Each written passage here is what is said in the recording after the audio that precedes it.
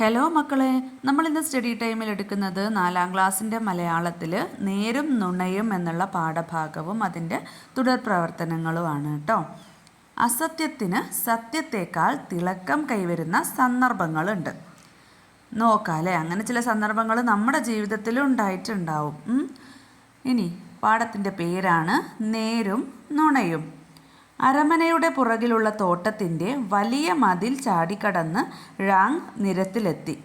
അപ്പോൾ അയാളുടെ തോളിൽ തൂങ്ങിയ സഞ്ചിയിൽ കിടന്ന് വെള്ളിക്കരണ്ടികൾ കുലുങ്ങി. അയാൾ സഞ്ചി മാറോട് ചേർത്തു പിടിച്ചു. ചുറ്റും പരിഭ്രമത്തോടെ നോക്കി. ഇല്ല, ആരും കണ്ടിട്ടില്ല.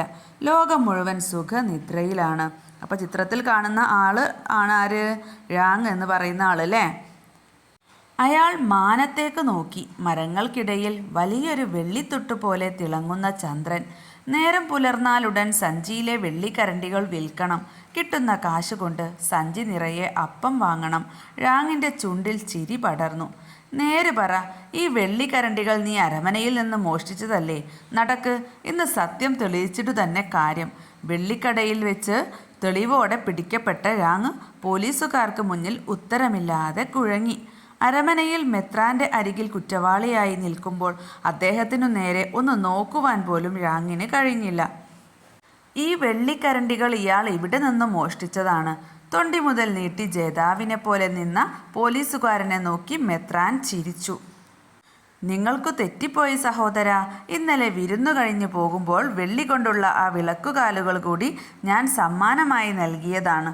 പക്ഷേ അദ്ദേഹം ആ വെള്ളിക്കരണ്ടികൾ മാത്രമാണ് കൊണ്ടുപോയത്. അലമാരയിലെ വിളക്കുകാലുകൾ ചൂണ്ടി മെത്രാൻ ശാന്തനായി പറഞ്ഞു. ഴാങ് മെത്രാനെ മിഴിച്ചു നോക്കി നിന്നു. അയാളുടെ തൊണ്ട വരണ്ടുപോയിരുന്നു. പോലീസുകാർ മെത്രാനോട് മാപ്പു പറഞ്ഞ് മടങ്ങി.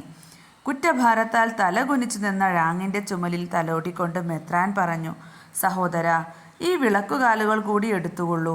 ഇനി ഇവിടേക്ക് വരണമെന്ന് തോന്നിയാൽ ഇരുട്ടിൽ മതിൽ ചാടിക്കടന്ന് ബുദ്ധിമുട്ടേണ്ടതില്ല. പടിവാതിൽ ചാരിയിട്ടേ ഉണ്ടാവൂ.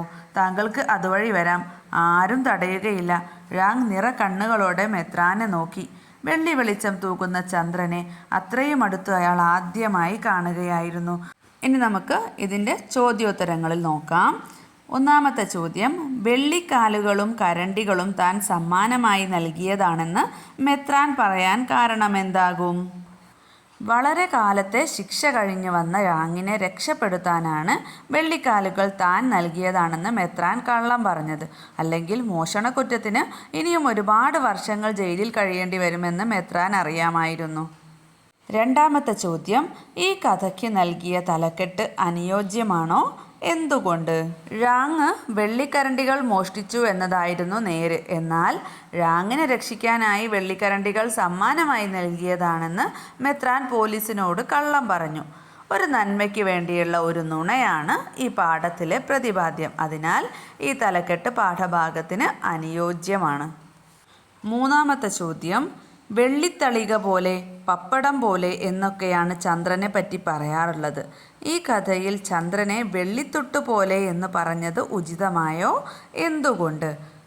ഴാങ് ഒരു കള്ളനാണ്. അയാളുടെ സഞ്ചിയിൽ വെള്ളിക്കരണ്ടികളാണുള്ളത്. നേരം പുലർന്നാൽ വെള്ളിക്കരണ്ടികൾ വിറ്റ് കാശാക്കണം എന്ന ചിന്തയാണ് അയാളുടെ ഉള്ളിൽ. അതുകൊണ്ട് ചന്ദ്രനെ കണ്ടപ്പോൾ വെള്ളി നിറമുള്ള നാണയം പോലെയാണ് അയാൾക്ക് തോന്നുന്നത്. അതുകൊണ്ട് തന്നെ ചന്ദ്രനെ വെള്ളിത്തൊട്ട് പോലെ എന്ന് വിശേഷിപ്പിച്ചത് ഉചിതമായിരിക്കുന്നു. നാലാമത്തെ ചോദ്യം, വെള്ളി വെളിച്ചം തൂകുന്ന ചന്ദ്രനെ അത്രയും അടുത്ത് അയാൾ ആദ്യമായി കാണുകയായിരുന്നു. എന്തുകൊണ്ടാണ് ഴാങ്ങിന് അങ്ങനെ തോന്നിയത്? ഴാങ്ങിൻ്റെ ജീവിതത്തിൽ വെളിച്ചമായി ഇതുവരെ ആരും ഉണ്ടായിരുന്നില്ല. വളരെ സ്നേഹത്തോടെ ഭക്ഷണവും ഉറങ്ങാൻ സ്ഥലവും നൽകിയ മെത്രാനെ പോലും ചതിച്ച തന്നോടുള്ള അദ്ദേഹത്തിൻ്റെ സ്നേഹം കണ്ടപ്പോഴാണ് ഴാങ്ങിൻ്റെ മനസ്സിലെ ഇരുട്ട് മാറിയത്. ഇത്രയും വലിയ നന്മ ആദ്യമായി കണ്ടതുകൊണ്ടാണ് ഴാങ്ങിന് ചന്ദ്രനെ അത്രയും അടുത്ത് ആദ്യമായി കാണുന്നതായിട്ട് തോന്നിയത്. അപ്പോൾ ഇത്രയാണ് ഈ ഒരു പാഠഭാഗത്തെ പ്രവർത്തനങ്ങൾ. അപ്പോൾ മക്കൾക്ക് ക്ലാസ് ഇഷ്ടപ്പെട്ട ലൈക്ക് ചെയ്യാനും ഷെയർ ചെയ്യാനും സബ്സ്ക്രൈബ് ചെയ്യാനും മറക്കരുത്. സ്റ്റഡി ടൈമിൻ്റെ മറ്റൊരു ക്ലാസ്സിൽ കാണാം.